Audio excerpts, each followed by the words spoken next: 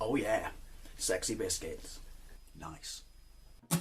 Long Boy Blues, 1975. A YouTuber is on the rise. Reviewing games late at night and sometimes friends used to bug him. Long Boys Blues, 1975.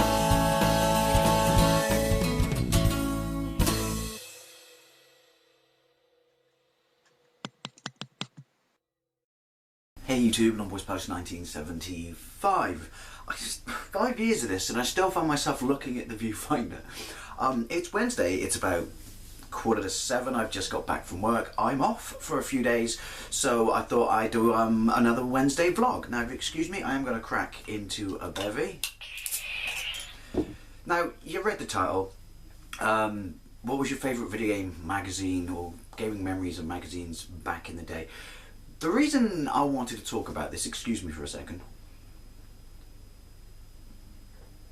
is basically I probably haven't read a video game magazine since I first got my Wii U. My Wii U, no fucking hell, that's only 3 years ago. First got my Wii.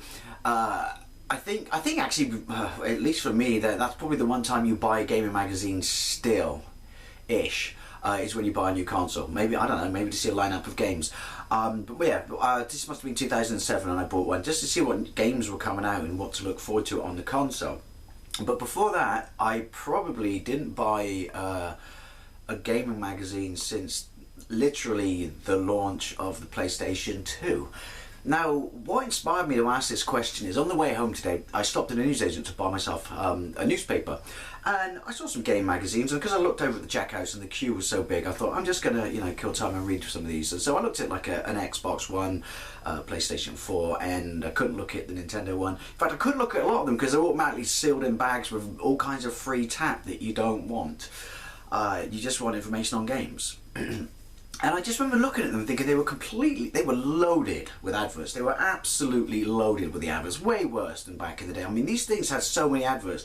I mean, fuck me, they should have been free. They were so heavily subsidised. And they were all like a fiver, like £5, seriously.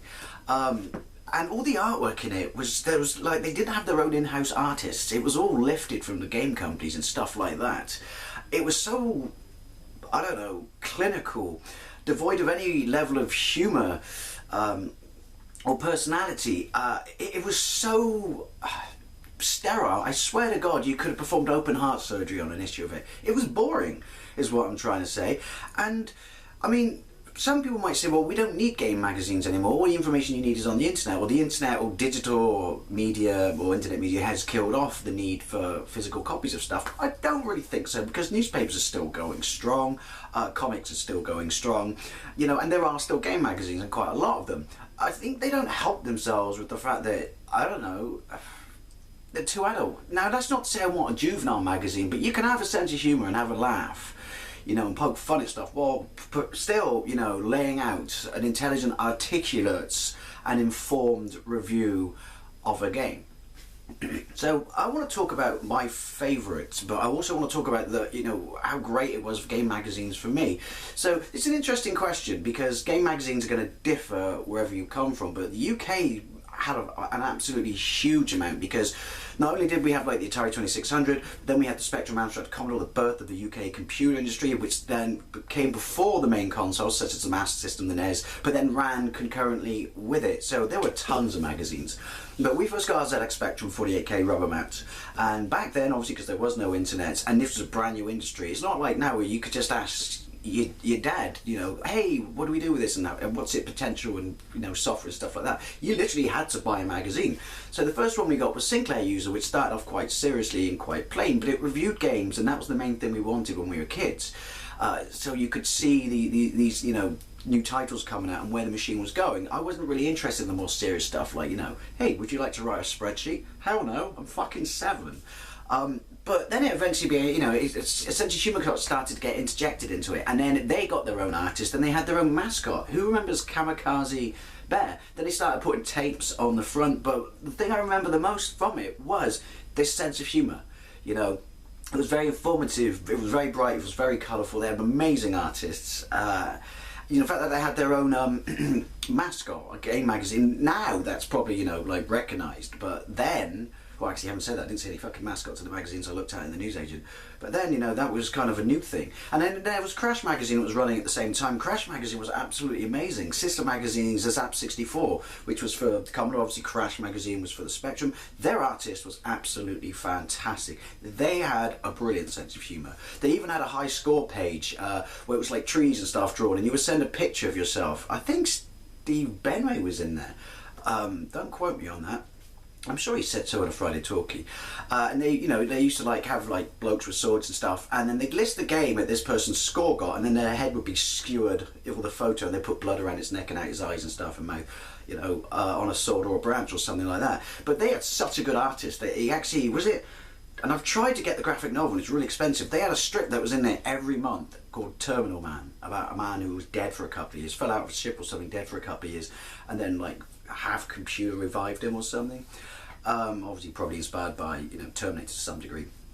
But Crash also had a brilliant sense of humour, and this is when you start to get the personalities and different reviewers, and you start to look for the reviews by the person you prefer to the other one. Sometimes you see a game review and you think, oh, this game I'm really interested in, but it's by you, and you're saying it's crap, but I want it to be by him because his tastes are more like mine, so it might not be crap. Did the standard break it down into graphics, sound, playability, overall? And it was marks out of 100. Sinclair User had Sinclair User Classic if it was amazing. They were initially out of 5 stars. Crash Magazine had out of 100% rating, or Crash Smash if it was amazing. But these magazines were just brilliant. You know, they were something you genuinely looked forward to, and not simply because we didn't have the internet, but because they were full of personality. I keep coming back to it, but it's true. And the fact that they had, like I said, they had cartoon strips in it and stuff like that. Crash started giving away stuff on the cover, magazines on the cover. Companies would start to fight to get their demo, you know, 1-level demos on the front of these magazines.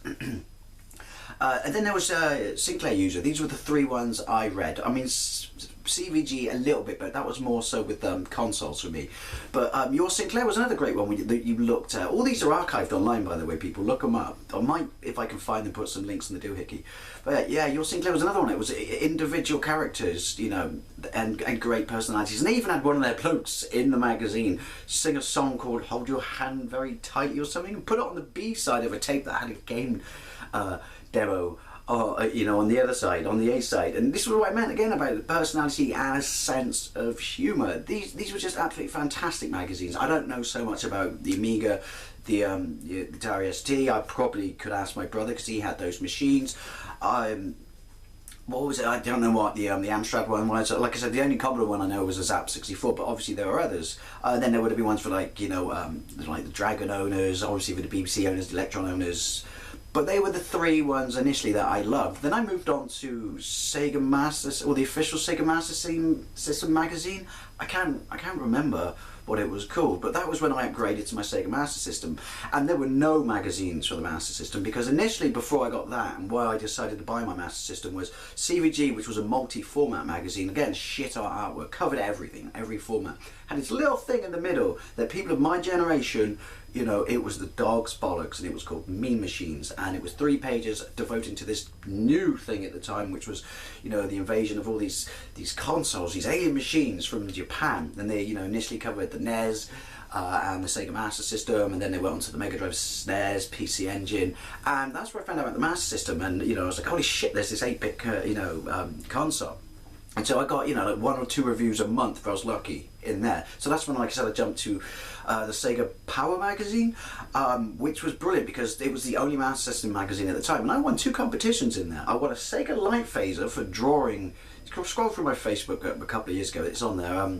Larry Bundy Jr., Guru Larry, found them because he had the magazines and scanned them in for me. I won a Sega Light Phaser for my Master System from it, and I also won a competition designing a VR headset, which was technically before VR, so I invented it, and so I think I deserve a cut of the money from that. And that was a really cool magazine because I was, you know, the Master System was my machine, my system in my house. It felt very special, you know. It was like, it's my magazine. And then obviously I upgraded to my Mega Drive, and this was, Mean Machines became so popular, it became a multi-format console magazine because it expanded, and the success of consoles expanded so much it no longer needed to be confined to CVG. I think at that point they dropped the Mean Machines section, and it was brilliant. And this is where they took the personalities to a whole new level. Everyone had a little cartoon caricature of themselves. and they'd have a comment section, various comment sections, separate from the actual review of the game throughout all the various system reviews. And this had a brilliant sense of humour, even stuff talking about memories and stories from their childhood, not just gaming related. Jaz Rignall, who I believe ended up working for a bank now in the States, although he's in the documentary Bedroom Billions.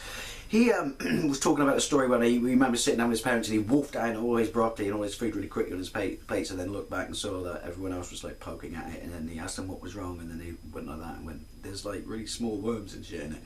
But it was stuff like that. You felt like they were your mates. You cared what they had to say. They could make or break a game for you. And I loved and adored that magazine. This is what I mean. This is my favourite period. I bought it right to the end of its run, where it was so popular that they actually broke it down into Mean Machines Sega and Mean Machines Nintendo. But I mainly read it when I had my Super Famicom, when it was still Mean Machines Original. And it was just so good. I can't explain it. The preview sections, like I said, the personalities, the competitions, the letters page.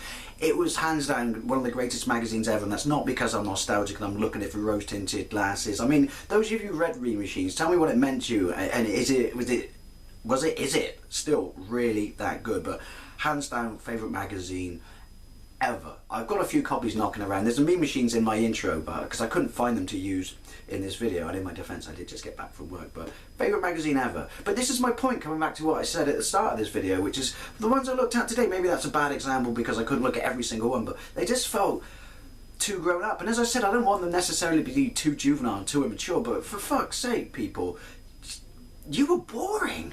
You were really boring, and the fact that there was no art, nothing to, I guess this is what it was back in the day, nothing to kind of make you stand out from the crowd. Everyone was trying to compete and say, look, this is my character, this is my personality, I'm funnier, I'm cooler than these guys, look at my shiny pictures. It wasn't about slapping something free on the front and saying, well, look, buy me because you might get this. Or you might get something out again. Of course you're going to get it. It's on the front of the fucking magazine. I think the only other magazine I really was invested in after that was the official Sony PlayStation magazine. But that was more so because Sony PlayStation was so fucking expensive, or as were games, that you got a demo disc with like 5 one-level demos on the front. And that was a little bit less kind of humorous and personality-based. Well, a lot less than all the magazines I've talked prior to this. Excuse me, windy pops. Can't think why. Actually, I had a turkey and gravy sandwich for breakfast as well, so that might have helped. It sounds gross, fucking gorgeous. Anyway, but yeah, it was just the fact that it gave us a chance every month because, we didn't earn particularly a large amount of money then, either you're at college or you just got out of college, so it was good. It gave you a viable alternative to not playing games. So yeah, magazines were better back in the day. Are they eventually going to disappear? I don't think so, but maybe more so if they don't pull their thumb out their ass and stop acting like a fucking stiff-nosed tosser.